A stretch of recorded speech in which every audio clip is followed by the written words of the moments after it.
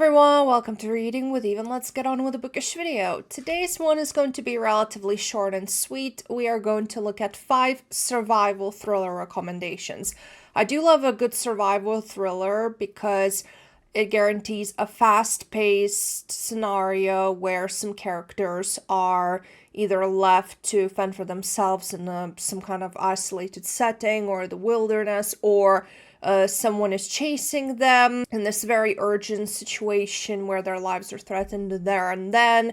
It's heart-pumping escapism that really distracts you from whatever is going on in your day, and it's that sort of thriller that can also really help to get you out of a reading slump as well. So I'm recommending a mixture of all sorts of survival thrillers here. I didn't put any subcategories in because there's only 5, so we're not going to be here long anyway.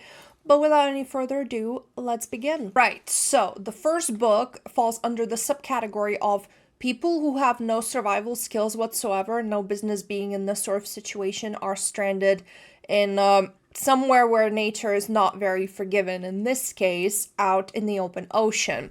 And this book is Adrift by Paul Griffin. Sorry for a glare, this cover is glossy for some reason. I read this like 6-7 years ago and I don't really remember much, but we have 2 friends who are looking to make some extra money, doing some boat work before college, and one of them meets this rich girl and immediately gets smitten. So she has these 2 other rich friends and she's like, oh, do you want to go on a boat party with us? And the 2 friends go with the 3 rich people, these rich young adults, and they get stranded after a storm in an open water.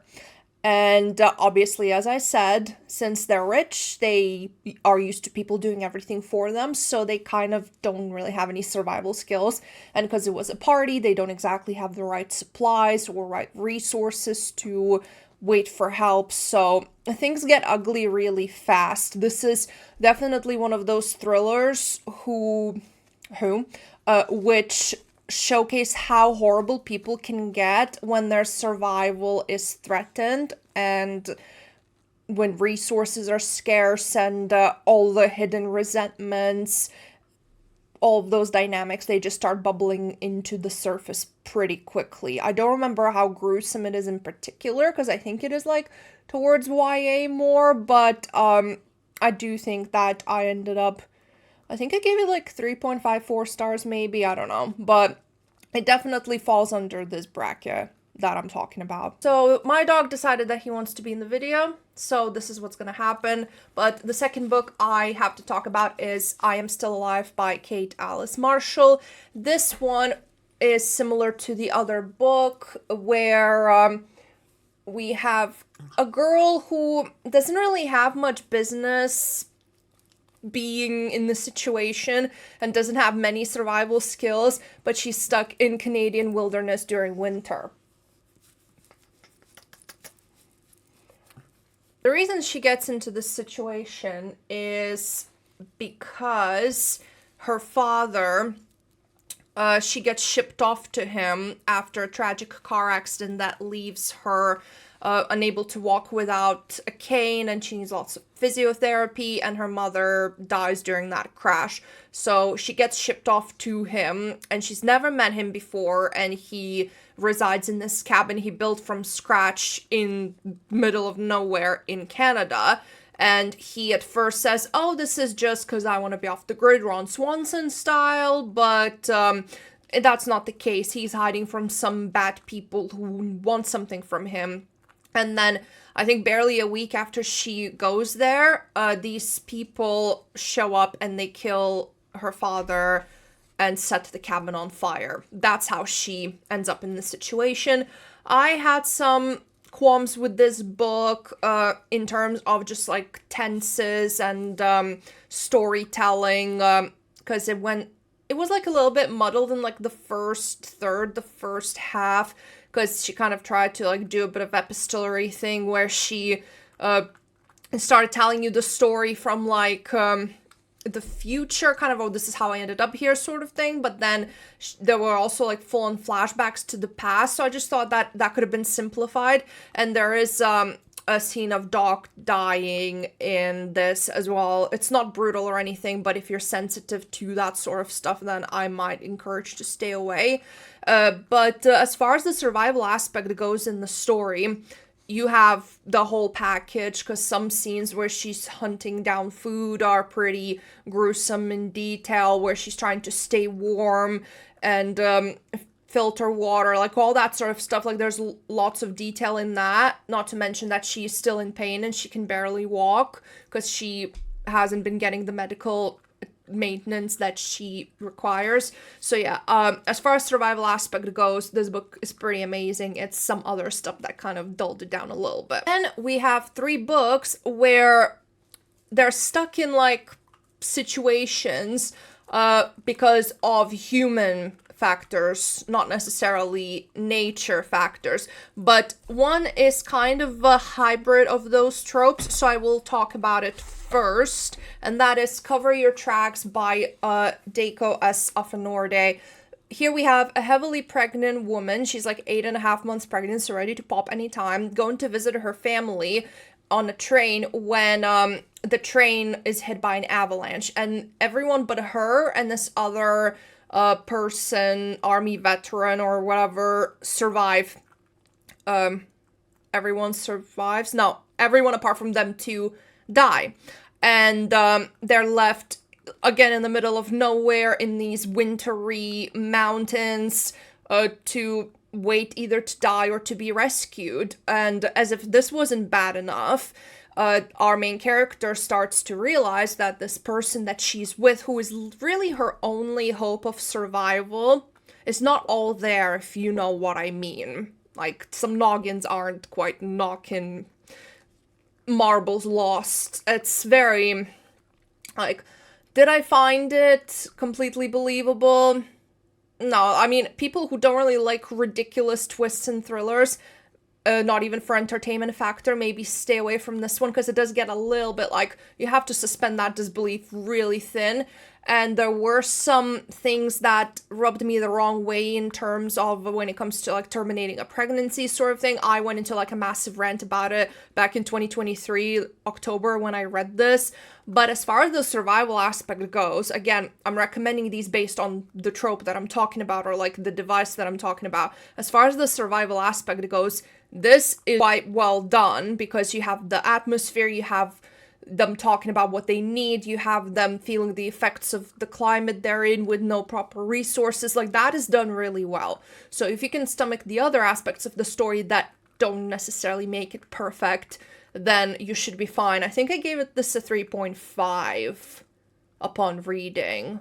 So yeah, I'd just about recommend it, which I am. Then I have 5 Survive by Holly Jackson. And this is completely man-made thing. You have these 6 young adults, teenagers, going on spring break in an RV, but they get gunned down by a sniper. And the sniper is like, one of you has a secret that I need, and if this person doesn't surrender themselves up and give that secret to me, all of you are guns to go, if you know what I mean. So you get them trying to outsmart the sniper guy and trying to figure out what they want while keeping all of them intact. But then there's lots of like inner conflict, inner stuff that starts coming out as well, which ups the stakes a lot. This, I would say, apart from, I've spoken about it in my Holly Jackson deep dive, apart from the last part of Good Girl's Guide to Murder trilogy, this is easily her weakest book, but it was still a 4-star for me, so I don't know how much that tells you, because, I don't know, it was still a good book, but it was nowhere near her best. But as far as the survival thing goes, you definitely have the faster pace, you have the action-y scenes, you have the conversations, the suspense, like, it's there. And if you like man-made survival thriller stuff, and you don't mind, tapping into your YA girly era, then I would recommend to pick this one up. So the last book that I'm going to talk about, again, man-made survival thriller scenario, and I believe this is actually my favorite out of all of these. I gave it a 4-star because of a couple of quibs, but as far as these 5 go, this is easily my favorite, and that is Run on Red by Noelle W. Ichley. This follows 2 girls who are on their way to this bonfire party for their university, and they realize that they have someone tailing them. This happens really, like, in the first 3 pages of the book, I think. And once they realize they're being followed, shit just goes down. Like, it ensues. It's constant. It doesn't let up. I mean, again, is it super believable in terms of, like, how much people can get away with? I mean, no, in today's world, I would say if you have power, you can get away with a lot of stuff. Oh, hello. But as far as the enjoyment factor goes, this is a really enjoyable, escapist, fast-pumping thriller, which I described in the beginning of this video.